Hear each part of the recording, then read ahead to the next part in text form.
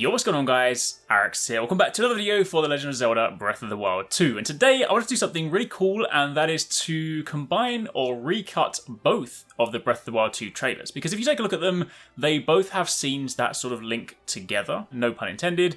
But if you kind of cut them in an interesting way, it almost sort of fleshes out the story you've got so far. Now, to be clear, I think there are certain scenes that are kind of put in there almost to trick us, and I'll speak more about that in a moment. But for now, I want to give you guys a chance to just watch this recut, and once you've watched it, I'll then talk about my reasoning behind some of the clips, some of the sort of things that I did, and basically just discuss with you guys and see what you think.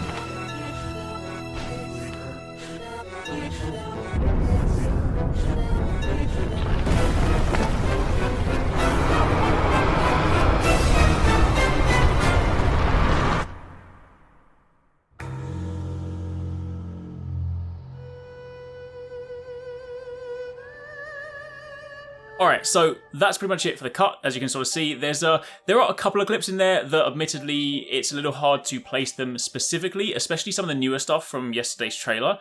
However, the sort of general flow, as you can see as we kind of run through the trailer, is that it starts off with them exploring some kind of underground cavern. I've sort of cut it in such a way whereby the bridge scene comes a little bit later, because if you look at it, it almost looks like there's a gap in the bridge and the creature they're with almost can't get across. So I'm assuming at this point they ditch it and they then go on foot, which probably leads them into the actual sort of room that is housing whom we believe to be Ganon.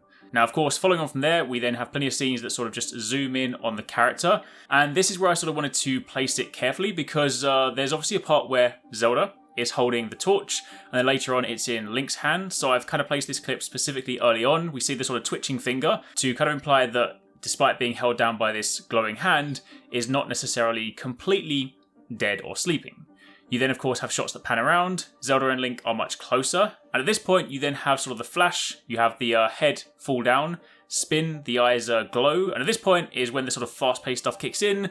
We zoom back in. We see the malice hit or smash the ceiling. This causes the ground to shudder. Zelda loses her footing. Link goes to grab her. He doesn't quite grab her, or at least it cuts just before.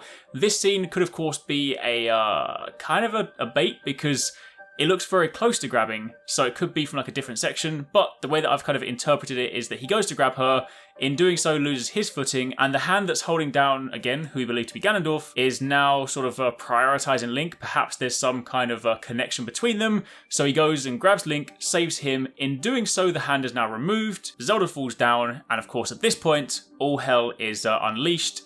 and the malice starts to spread free. Link's arm gets grabbed, the sort of a dead figure then rises up, and at this point the castle comes out the ground, and we then move on to the next section. I then cut up to the point where Link's hand goes green. My sort of logic behind this is that the malice that is initially climbing up his arm, maybe at this point the green hand sort of merges with him to stop the malice from spreading, and we then sort of cut over to those runic symbols which seem to line up with the symbols on the stone table. So I'm assuming at this point maybe he gets knocked out, kind of goes to sleep for a little bit, wakes up with this sort of seal on his arm. And then we kind of cut over to the new stuff. It is worth noting in this situation there do appear to be sort of two different versions of Link. What I'm kind of assuming is that maybe one of them is sort of original Link from, say, the Calamity, so maybe this is like a different sort of a time period or timeline or different kind of angle of the story.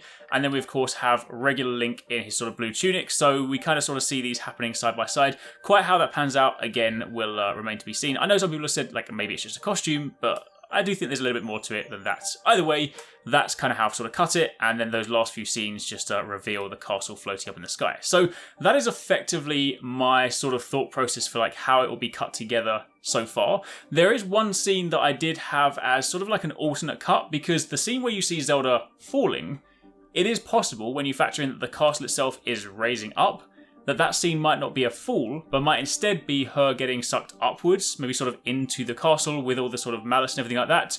So it does kind of paint a different picture if you sort of reverse it that way, but there aren't quite enough clips to kind of stitch that together. So that's definitely sort of a, you know, it's an idea, but I didn't quite have the necessary means to actually illustrate that with the clips we currently have. But either way, for the time being, that's it. That's my sort of a trailer recut, sort of the two trailers combined to try and flesh out the story that we have so far. So I hope you guys enjoyed that. Let me know down below what you guys think. Let me know if you think maybe sort of clips went in different orders. Maybe there's sort of a different story here that you can see yourself. Let me know, and do keep it locked because I've got more Zelda videos planned. In fact, I have another one tomorrow. So if you're on this Zelda hype train, if you're very excited, stick around because we're going to be talking about this for quite some time. If you want to catch more from us at HyperX Gaming, don't forget you can catch the guys TwoSixNine and Paradise Central streaming over on Twitch weekdays, playing a variety of games. If you guys want to jump in, tune in, watch, and even join in, then make sure you check them out. The links to those are in the description box down below, and of course you can join the Discord to get involved in all of the discussions.